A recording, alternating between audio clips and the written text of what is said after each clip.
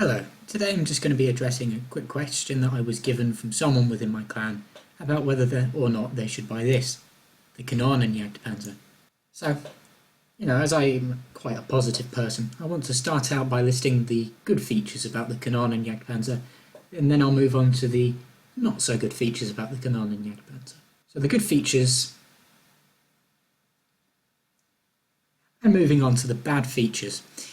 So literally, if we just start by looking at how they've reviewed this tank over on the main page, you can just see here on the Kanonenjagdpanzer, we'll just start off by looking at one of the things they said. If you like zipping around the battlefield and annoying enemy tanks with constant barrage of shots, you will definitely love the Kanonenjagdpanzer. Interesting point. In fact, compared to the E25, it is harder to play, not because of its bigger size or higher tier, but because it relies on your teammates and map awareness. Wait a minute.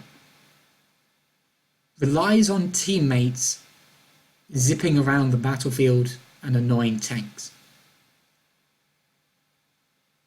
I think that's a slight contradiction. Well, maybe the stats might shed a bit of light on this. Let's just start by looking at the armour. 30mm.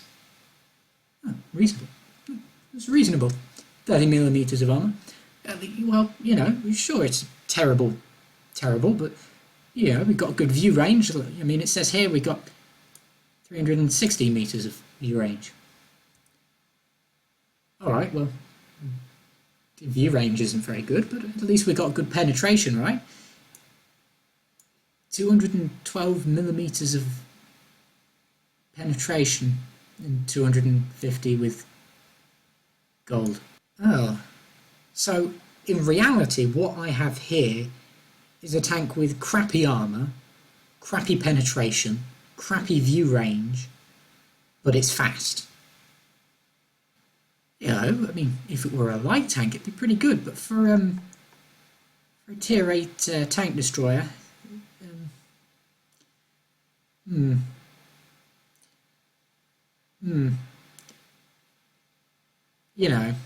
mean, let's put this into easy context. What this tank is here is quite simply a way to feed off the E25.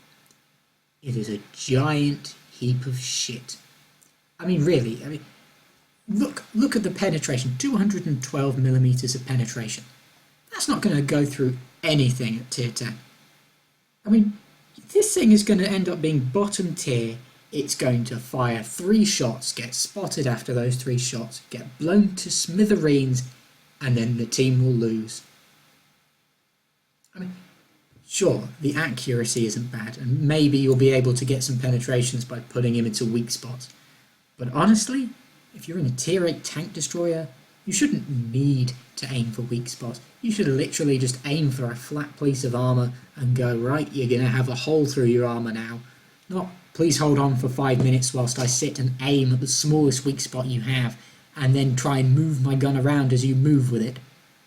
I mean, really, and the fact that it's a bundle, I mean, Jesus Christ, it's bad enough picking on the noobs by saying that it's a new addition to the German arsenal, which is fast, nimble, and perfectly capable of delivering consistent damage. This thing couldn't deliver consistent damage if it was given a fucking ticket and was given shots at the enemy. It would struggle to penetrate them.